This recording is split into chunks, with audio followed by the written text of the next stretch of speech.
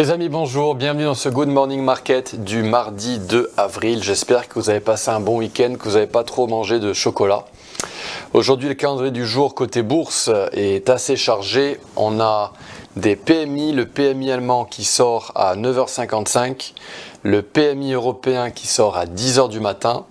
On a également celui d'Angleterre à 10h30 avec un autre événement, c'est à 14h l'indice des prix à la consommation allemand. Et on a aussi à 16h les commandes de biens durables aux États-Unis, suivi ce soir à 22h40 heure française des stocks de brut. Si vous tradez le pétrole, c'est super important. Deux petites pages internet à vous montrer. Aujourd'hui, on va parler d'UPS, le géant du transport américain. UPS est classé 115e capitalisation au sein du S&P 500 et il représente 126 milliards de dollars, donc c'est vraiment un gros bébé UPS, et il est classé 3e au sein de l'ETF d'iShares. Le ticker est IYT, donc c'est l'ETF du transport US qui est fourni par BlackRock. Donc UPS est 3e derrière UNP, Union Pacific Corp et Uber. Le 4e est FedEx. Allez, c'est parti, on bascule dans Xstation. Je me mets en plein écran. Petit rappel pour les mouvements mesurés. Un mouvement mesuré est un retracement qui est acheté par un algo ou une institution, vous l'appelez comme vous voulez. Et c'est un retracement qui est acheté au niveau du retracement de 50%. Et de celui de 61,8%. Donc ça, c'est une boîte verte que je dessine très souvent sur mes graphiques. C'est une boîte qu'on appelle en anglais reversal zone, une zone de renversement potentiel. Et ce que font les algos, c'est qu'ils achètent dans cette boîte verte et ils ciblent le retracement négatif des 23,6%. Ils placent leur stop loss en dessous de la Golden Zone. La Golden Zone, c'est une zone qui est comprise entre 61,8% et 65%. C'est deux lignes qui sont parallèles, très facilement visibles sur mes graphiques. Et donc les algos positionnent leur stop loss en dessous. Ils peuvent positionner leur stop loss en dessous de 70,7% de retracement. Vous, en tant que trader humain, vous pouvez placer votre stop loss en dessous de ce niveau, 70,7%, voire en dessous de celui de 78,6%. Dans ce cas-là, on a un retracement qui devient assez profond.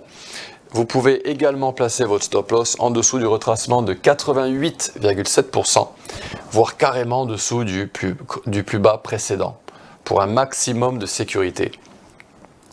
Et ces mouvements mesurés, vous les trouvez évidemment dans les actions, dans les indices, partout sur les marchés, et notamment dans les actifs, les instruments techniques qui ont beaucoup de capitalisation, beaucoup de volume. Et vous retrouvez ces mouvements mesurés dans UPS. Et on va filer maintenant dans UPS.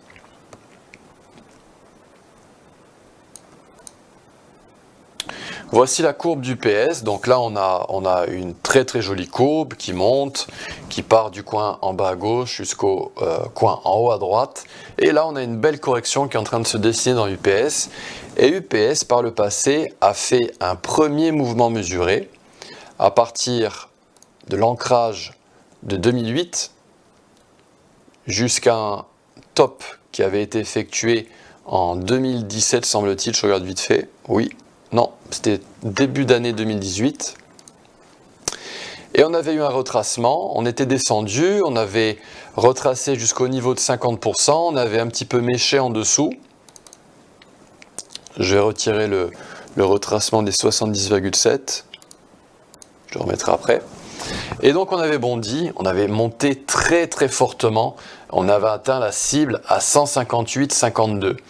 Les actions adorent continuer leur hausse et franchir les retracements négatifs de 23,6% qu'on appelle les cibles. Et dans le cas du UPS, ça a été le cas.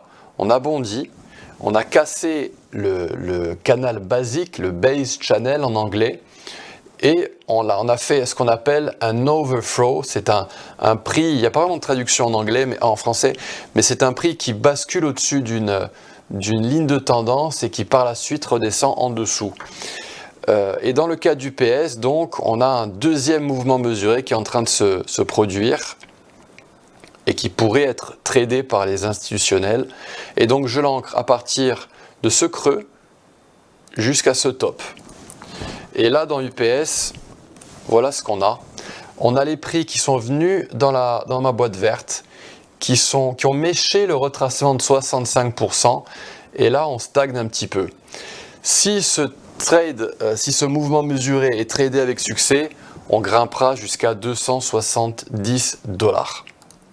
Ça représenterait une hausse à partir du niveau actuel de 82%.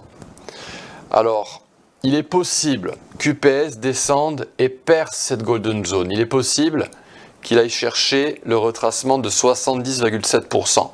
Ça peut arriver dans les actions. Et ce niveau est situé à 125 $. Information extrêmement importante, UPS pourrait descendre jusqu'à 120 $. Si jamais il basculait sous les 116 $, ce serait très baissier pour l'action. Et on pourrait faire un retracement total de la structure. Et on pourrait descendre aux alentours des 113 $, voire même un petit peu en dessous. Pourquoi je vous dis 120 $? Parce que il y a des algos qui opèrent en log. Et la golden zone en log est située à 120 $. Le retracement des 65% est situé à 116 $. Ça veut dire qu'il y a encore peut-être une marge à la baisse pour UPS pour descendre donc à 120 $. Mais en arithmétique, voilà ce qu'on a. On a cette boîte verte et pour l'instant on y est dans cette boîte verte. On est situé actuellement aux alentours des 140 $ dans UPS. On va faire un petit tour du côté du RSI. Donc qu'est-ce qu'on a en weekly sur le RSI?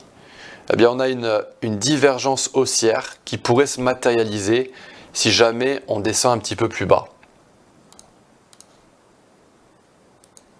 On pourrait avoir quelque chose comme ça dans UPS avec un RSI qui descend en hebdo et le prix qui descend jusqu'à 125 éventuellement. Normalement, en arithmétique, on n'a rien à faire en dessous de cette boîte verte. Donc voilà, c'est une opportunité qui se dessine dans UPS avec un potentiel de hausse de 80% à peu près. Donc voilà, surveillez ça. Et surtout quand on investit, on échelonne ses achats. Et n'oubliez pas que malheureusement dans un investissement, on a un stop loss situé à 0. Donc c'est très important d'analyser fondamentalement UPS avant d'investir. Voilà chers amis, j'espère que cette vidéo vous a plu. Je vous souhaite une très très belle journée. Je vous donne rendez-vous demain.